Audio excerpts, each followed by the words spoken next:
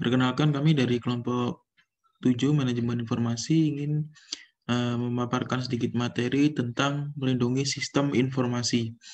Sebelumnya perkenalkan kami terlebih dahulu, anggota dari kami.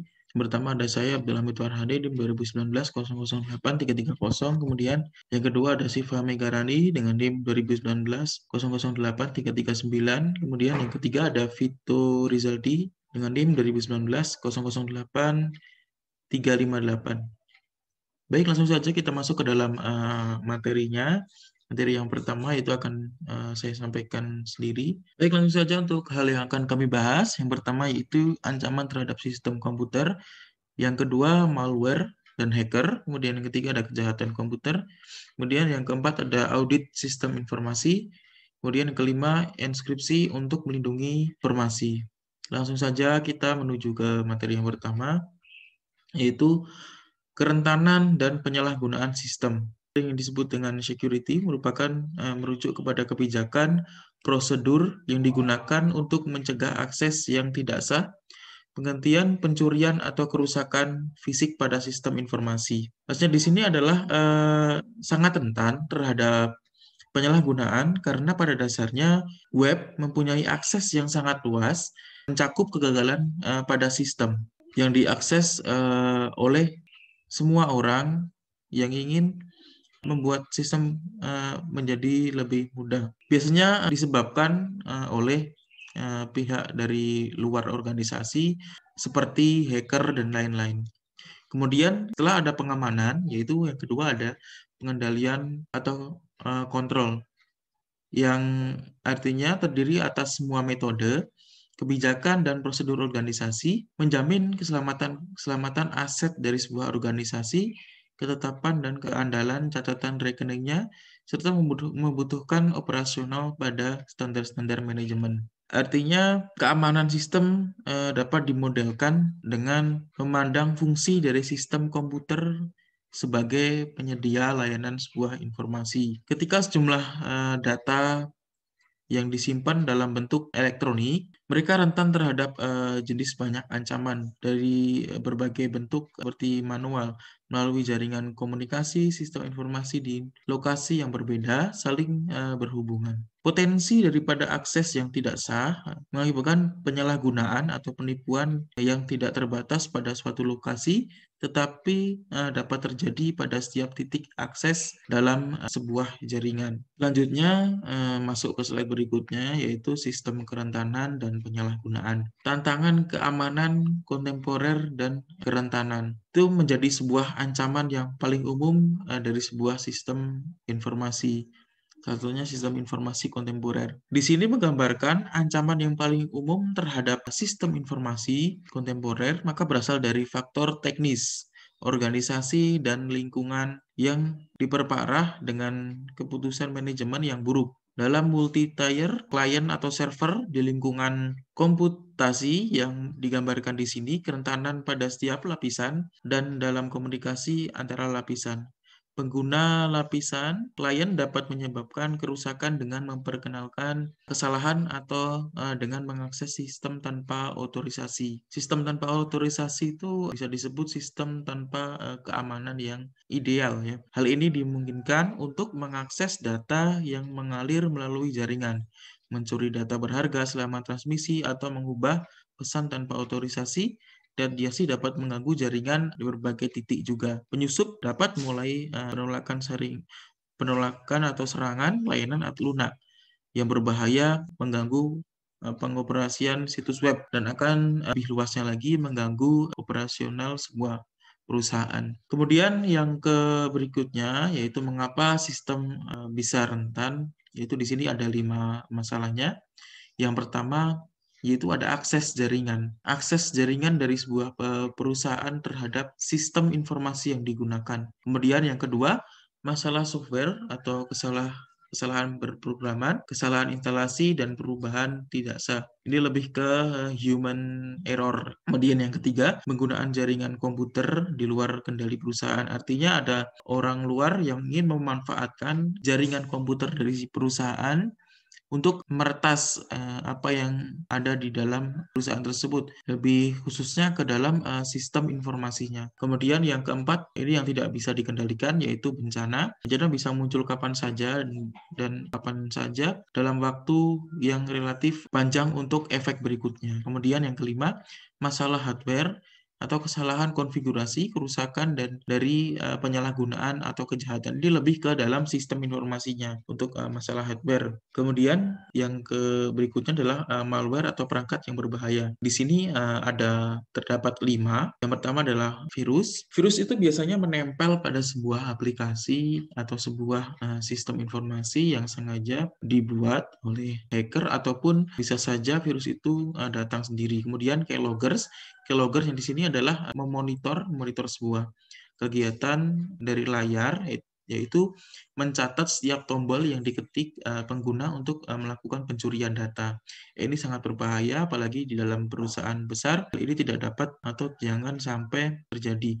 Kemudian yang ketiga, yaitu Trojan Horse. Cara kerjanya sama seperti virus, tapi terdapat kode berbahaya yang akan dimasukkan ke dalam sebuah sistem komputer daripada sebuah perusahaan. Kemudian yang keempat adalah worms atau program penyalin data diri dari satu komputer ke komputer lain melalui jaringan. Worms menghancurkan data, cara kerjanya, dan program serta mengganggu atau bahkan menghentikan pengoperasian jaringan komputer.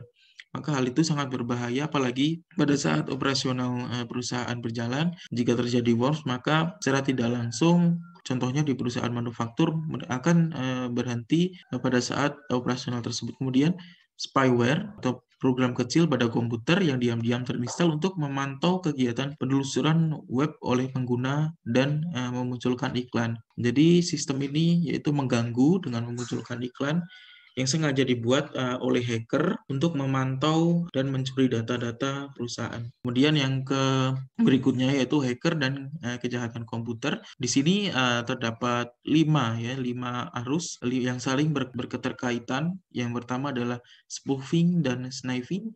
Yang kedua adalah denial of service attack. Kemudian yang ketiga ada click fraud, kemudian yang keempat adalah computer crime, kemudian yang kelima adalah identifikasi atau identificative. Sekian yang dapat saya sampaikan, selanjutnya akan disampaikan oleh teman saya.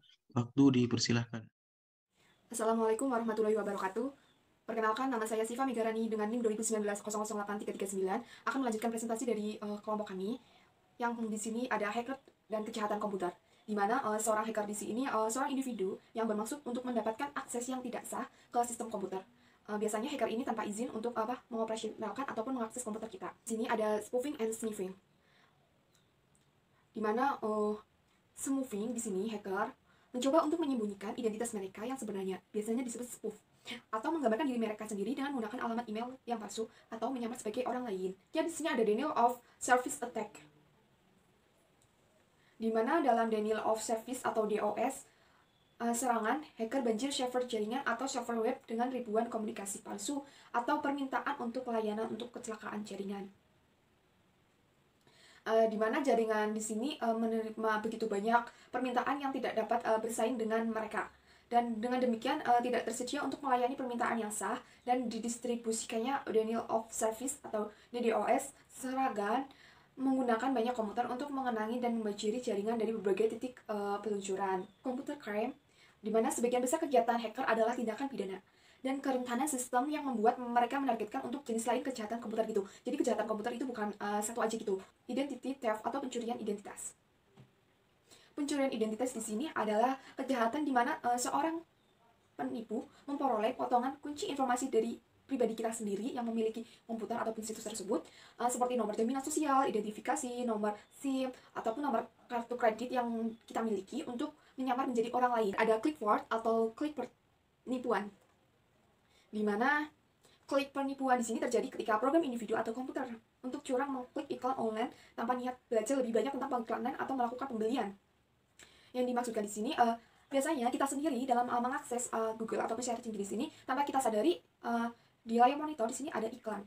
Dan ketika kita mengklik iklan tersebut yang ditampilkan oleh mesin pencari, pengiklan biasanya membayar biaya untuk setiap kliknya.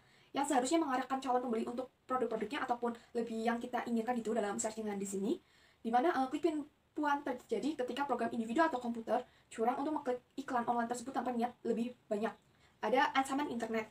Ancaman internet ini yang kita sadari itu mesti dari eksternal. Bahkan kita tidak menyadari internal itu menjadi ancaman gitu. Jadi ancaman internal ini di sini pada karyawan ya, di mana ancaman di sini sering berasal dari sebuah organisasi ataupun perusahaan sendiri, dan prosedurnya keamanannya yang ceroboh dan social engineering. Yang dimaksudkan di sini kita cenderungnya kita berpikir bahwa ancaman itu dari luar, tapi ancaman yang lebih mendalam itu dari internal sendiri organisasi maupun perusahaannya sendiri. Bahkan di dalam perusahaan di sini menimbulkan masalah keamanan yang serius, di mana pastinya karyawan di sini semuanya memiliki akses informasi rahasia perusahaan atau organisasinya sendiri. Dan dengan adanya produser keamanan internal yang ceroboh di sini, kadang sering mereka mampu menjelajah seluruh informasi atau sistem organisasi tanpa meninggalkan jejak. Di mana di sini kadang-kadang karyawan di sini sudah mengetahui informasi apa yang dirahasiakan oleh perusahaannya maupun organisasinya. Saat mengklik ataupun mensitus, kadang-kadang tuh kurang paham. Kadang kita klik apa, nanti ke iklan, ke hacker, dan download apa gitu. Kadang-kadang kan kita tanpa sadari kayak gitu, kalau kita tanpa ada pengamanan. Dan di sini juga karyawan di sini kurang pengetahuannya tentang hal-hal hacker tersebut, dan juga menyebabkan pelanggaran maupun pengamanan dari informasi perusahaan di sini melemah. Dan juga di mana karyawan di sini banyak sekali ataupun minimnya pengetahuan ataupun mengingatkan password yang mereka gunakan untuk mengakses sistem komputer ataupun sistem informasi, atau memungkinkan rekan kerja untuk menggunakannya. Kerentanan dari software, di mana kesalahan dari perangkat lunak di sini menimbulkan ancaman yang konstan untuk sistem informasi tersebut, dan juga menyebabkan kerugian yang tak terhitung dalam produktivitasnya. Tumbuh kompleksitasnya juga menjadi lebih menurun atau lebih berbahaya gitu. Dan di mana ada menetapkan kerangka kerja untuk pengamanan dan pengendalian, di mana yang nomor satu di sini pengendalian sistem informasi. Kontrol sistem informasi yang baik adalah manual dan otomatis, dan terdiri dari kedua kontrol umum dan pengendalian aplikasi. Di mana kontrol umum di sini mengatur desain, keamanan, dan penggunaan program komputer, keamanan file, data, perkiraan risiko, di mana di sini menentukan tingkat risiko ke perusahaan jika kegiatan atau proses tertentu tidak terkontrol dengan baik. Jadi jika perusahaan tidak terkontrol dengan baik, pastinya akan memberikan risiko terhadap perusahaannya sendiri. Dan yang ketiga di sini ada kebijakan keamanan. Kebijakan keamanan di sini terdiri dari laporan peringkat risiko informasi, mengidentifikasi tujuan keamanan untuk diterima, dan mengidentifikasi mekanisme untuk mencapai tujuannya tersendiri. 4. Di mana ada perencanaan pemulihan bencana dan perencanaan kontinuitas usaha. Perangkat perencanaan pemulihan bencana berencana untuk pemulihan komputasi dan komunikasi jasa setelah mereka terganggu ataupun udah kena hacker gitu. Dan juga rencana pemulihan bencana berfokus pada masalah teknis yang terlibat dalam menjaga sistem agar berjalan seperti biasanya. Walaupun ini sudah kena bencana gitu maupun ada masalah gitu, kalau kita perbaiki itu dapat dikelola kembali atau digunakan kembali gitu. Dan yang kelima, yang terakhir di sini ada peran audit, di mana audit MIS atau Management Information System meneliti lingkungan keamanan secara keseluruhan perusahaan serta kontrol yang mengatur sistem informasi individu. Di sini ada nilai bisnis dari pengamanan dan pengendalian, di mana terdapat persyaratan dan peraturan untuk hukum Electronic Record Management perusahaan yang menghadapi kewajiban hukum baru untuk retensi dan penyimpanan catatan elektronik serta perlindungan privasi. Di mana di sini Amerika Serikat baru-baru ini memaksa perusahaan ataupun organisasi untuk mengambil keamanan serta kontrol dari hacker gini, dan untuk melindungi serta jika ada penyalahgunaan gunaan paparan maupun akses yang tidak sah itu dapat terlindungi secara pribadi gitu dari komputernya gitu. Di sini ada beberapa yaitu IRM, HIPAA, Graham Legibility, dan serta Sarbanes-Oxley. Selanjutnya di sini ada bukti elektronik dan forensik komputer. Sebuah kebijakan retensi dokumen elektronik yang efektif memastikan bahwa dokumen elektronik, email, dan catatan lainnya yang terorganisasi dengan baik dapat diakses serta tidak ditahan terlalu lama atau terlalu cepat dibuang. Forensik komputer di sini adalah koleksi ilmiah pemeriksaan, autentikasi, pelestarian, dan analisis data dilaksanakan pada atau diambil dari media penyimpanan komputer sedemikian rupa bahwa informasi yang dapat digunakan sebagai bukti dalam pengadilan. Di sini berkaitan dengan masalah sebagai berikut. Ada pemulihan data dari komputer sambil menjaga integritas bukti. Dan yang kedua di sini aman penyimpan dan penanganan dan elektronik pulih. Selanjutnya mencari informasi yang signifikan dalam volume besar dan data elektronik. Serta yang terakhir di sini menyajikan informasi untuk pengambilan, teknologi dan alat untuk melindungi sumber informasi. Di mana di sini ada manajemen identitas dan autentikasi, di mana perangkat lunak manajemen identitas mengotomisasi proses melacak semua penggunaan dan hak istimewa di sini pada sistemnya tersendiri gitu, dan menetapkan setiap penggunaan identitas digital yang unik untuk mengakses setiap sistemnya. Jadi di mana perusahaan besar maupun menengah di sini memiliki infrastruktur TI atau teknologi informasi yang kompleks dan sistemnya juga berbeda-beda untuk mengatasi penggunaan ataupun yang perusahaan miliki. Ini ada firewall, intrusion detection system, dan antivirus software. Dimana di sini tanpa perlindungan mereka yang saya sebutkan di sini dari penyusup dapat berbahaya dikarenakan dapat mengambil data-data yang kita miliki, perusahaan maupun informasi pribadi kita. Dimana di sini yaitu yang pertama di sini ada firewall, dimana di sini mencegah untuk yang tidak sah mengakses jaringan pribadi Anda maupun pribadi yang kita akses dalam googling tersebut, itu searchingnya.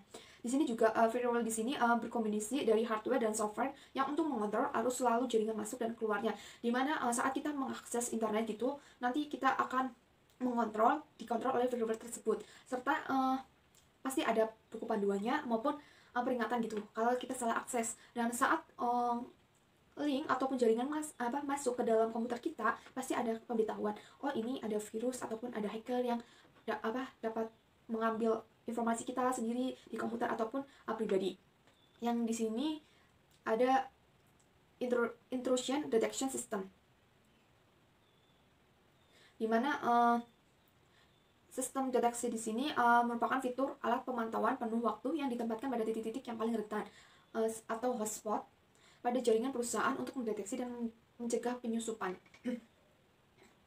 Biasanya di sini kan sistem ini menghasilkan alarm ataupun bunyi, oh ini ada sistem penyusupan ataupun ada dari yang luar untuk masuk ke dalam gitu, dan ataupun link-link yang mencurigakan di sini akan terdeteksi oleh sistemnya langsung gitu. Dan scanning software di sini mencari pola untuk menunjukkan metode yang dikenal sebagai serangan komputer tersendiri di sini, seperti password yang buruk, dan memeriksa apakah file di sini penting untuk dihapus ataupun diubah, ataupun di mana di sini file tersebut harus digunakan kata sandi gitu. Biasanya kan ada gitu. Dan juga di sini mengirimkan peringatan untuk jika terjadinya kesalahan. Dan selanjutnya di sini ada antivirus and anti-spyware software,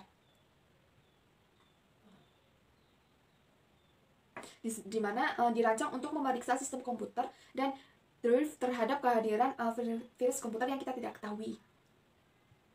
Dan di mana rencana teknologi di sini untuk mencakup perlindungan antivirus gitu terhadap komputer yang kita miliki. Bahkan kita tuh tidak tahu virus mana yang masuk maupun keluar dari komputer tersebut, dan virus tersebut berbahaya ataupun tidak bagi komputer yang kita, dan dimana virus di sini mengambil data-data yang kita miliki atau tidak gitu dalam komputer tersebut. Dan selanjutnya ada Unified Threat Management System, dimana di sini untuk keamanan yang komprehensif yang menjadi atau disebut sistem manajemen ancaman terpadu atau UTM, pengamanan jaringan wireless, di mana WiFi di sini menyediakan beberapa margin keamanan jika penggunaan Wi-Fi ingat untuk mengaktifkannya. Langkah yang pertama di sini untuk sederhana untuk menggagalkan hacker mengambil informasi pribadi kita di sini untuk menetapkan nama unik untuk SSID kita pada jaringan, di mana nama unik di sini yang selaneh ataupun yang hanya kita ketahui gitu, yang tidak dapat ditebak-tebak oleh orang lain nama ID-nya. Ada script dan infrastruktur kunci publik. Enkripsi di sini adalah proses transformasi teks biasa atau data ke dalam teks cipher yang tidak dapat dibaca oleh orang lain selain mengirim dan menerima yang dimaksudkan. Dua metode di sini untuk menenkripsi lalu lintas jaringan web adalah SSL dan SHTTP. Secure Socket Layer atau SSL dan Transport Layer Security penerusnya TLS memungkinkan klien dan server komputer untuk mengelola kegiatannya enkripsi maupun deskripsi dikarenakan mereka berkomunikasi satu sama lain dalam sesi web yang aman gitu, tanpa hacker yang masuk gitu maupun link-link iklan yang kita tidak ketahui. Dan dimana Aman Hypertext Transfer Protocol atau SHTTP adalah di sini protokol lain yang digunakan untuk mengenkripsi data yang mengalir melalui internet tersebut yang kita akses di sini, tetapi terbatas untuk pesan individu. Sedangkan SSL di sini dan TLS di sini dirancang untuk membuat sambungan aman antara kedua komputer tersebut. Jadi pengamanan di sini lebih aman data-data kita tanpa dikhawatirkan hacker tersebut mengambil data yang kita inginkan. Sekian dari presentasi saya. Ada kurang dan lebihnya dimohon maafkan. Wassalamualaikum warahmatullahi wabarakatuh. Salam. Salam dan bahagia, perkenalkan nama saya Victor Jaldi Yudas Putra, NIM 2019-00858. Baik, di sini saya akan melanjutkan materi tentang Public Key Encryption. Public Key Encryption adalah sistem enkripsi kunci publik yang dapat dilihat sebagai rangkaian kunci publik dan privat yang mengunci data saat dikirim dan membuka kunci data saat diterima. Pengiriman menempatkan kunci publik penerima di direktori dan menggunakannya untuk mengenkripsikan pesan. Pesan dikirim dalam bentuk terenkripsi melalui internet atau jaringan pribadi. Saat pesan terenkripsi tiba, penerima menggunakan kunci pribadinya untuk mendeskripsikan data dan membaca pesan tersebut, seperti gambar yang di atas. Kita bisa lihat dari gambar ini, pengirim harus melalui terenkripsi dengan kunci publik, lalu pesan acak harus melalui mengenkripsikan dengan private key ke pengirim. Materi selanjutnya. Memastikan sistem ketersediaan. Sebagai perusahaan semakin bergantung pada jaringan digital. Untuk pendapatan dan operasi, mereka perlu mengambil langkah-langkah tambahan untuk memastikan bahwa sistem dan aplikasi mereka selalu tersedia. Memastikan kualitas software. Selain menerapkan keamanan dan kontrol yang efektif, organisasi dapat meningkatkan kualitas dan keandalan sistem dengan menggunakan metrik perangkat lunak dan pengujian perangkat lunak yang ketat. Metrik perangkat lunak adalah penilaian objektif dari sistem dalam bentuk pengukuran kuantitatif. Materi selanjutnya yaitu contoh studi kasus. Pada tahun 2001, internet banking diributkan oleh kasus pembobolan internet banking milik BCA. Kasus tersebut dilakukan oleh seorang mantan mahasiswa ITB Bandung dan juga merupakan salah satu karyawan media online atau satunet.com yang bernama Stephen Haryanto. Anehnya, Stephen ini bukan insinyur elektro ataupun informatika, melainkan insinyur kimia. Ide ini ditimbulkan sebagai ketika Stephen juga pernah mengetikkan alamat website. Kemudian dia membeli domain-domain internet dengan harga sekitar $20 yang menggunakan nama dengan kemungkinan orang-orang salah mengetikkan dan tampilan yang sama persis dengan situs internet banking BCA. Seperti contohnya www.klikbca.com, klikbca.com, klikbca.com, klikbca.com dengan klikbca.com. Materi selanjutnya yaitu lanjutan contoh studi kasus. Orang tidak akan sadar bahwa dirinya telah menggunakan situs palsu tersebut karena tampilan yang disajikan serupa dengan situs aslinya. Hacker tersebut mampu mendapatkan user ID dan password dari pengguna yang memasuki situs palsu tersebut. Namun hacker tidak bisa melakukan tindakan kriminal seperti mencuri dana nasabah. Hal ini murni dilakukan untuk atas keingintahuannya mengenai seberapa banyak orang yang tidak sadar menggunakan situs klikbca.com, sekaligus menguji tingkat keamanan dari situs milik BCA tersebut. Stephen Haryanto dapat disebut sebagai hacker karena dia telah mengganggu suatu sistem milik orang lain yang dilindungi privasinya, sehingga tindakan Stephen ini disebut sebagai hacking. Stephen dapat digolongkan dalam tipe hacker sebagai gabungan white hacker dan black hacker, di mana Stephen hanya mencoba mengetahui seberapa besar tingkat keamanan yang dimiliki oleh situs internet banking Bank BCA disebut white hacker, karena dia tidak mencuri dana nasabah, tetapi hanya mendapatkan user ID dan password milik nasabah yang masuk dalam situs internet banking palsu. Namun, tindakan yang dilakukan oleh Stephen juga termasuk black hacker, karena membuat situs palsu dengan diam-diam mengambil data pihak orang lain. Hal-hal yang dilakukan Stephen antara lain scans, sniper, dan password hacker. Analisis dan kesimpulan studi kasus. Jadi dapat dikatakan apa yang dilakukan Stephen secara etik tidak benar, karena tindakan yang dilakukan Stephen mengganggu privasi pihak lain dengan hanya bermodalkan keingintahuannya dan uang sejumlah kira-kira $20 guna membeli domain internet yang digunakan untuk membuat situs internet banking BCA palsu, serta pemalsuan situs internet banking BCA, dan dengan diam-diam mendapatkan user ID dan password milik nasabah yang masuk dalam situs internet banking palsu. Namun juga menimbulkan sisi positif, di mana pihak perbankan dapat belajar dari kasus tersebut. BCA menggunakan internet banking yang dapat dipakai pengambilan keputusan atau yang disebut decision support system, di mana data para nasabah yang bertransaksi serta aktivitas lainnya melalui internet banking merupakan database milik BCA serta privasi yang tidak boleh disebarluaskan ataupun disalahgunakan, karena internet banking tersebut merupakan salah satu layanan yang menguntungkan baik bagi nasabah maupun pihak BCA. Database para nasabah internet banking dapat digunakan oleh pihak BCA untuk membuat keputusan dalam berbagai bidang perbankan. Sekian penjelasan materi dari saya. Terima kasih, salam.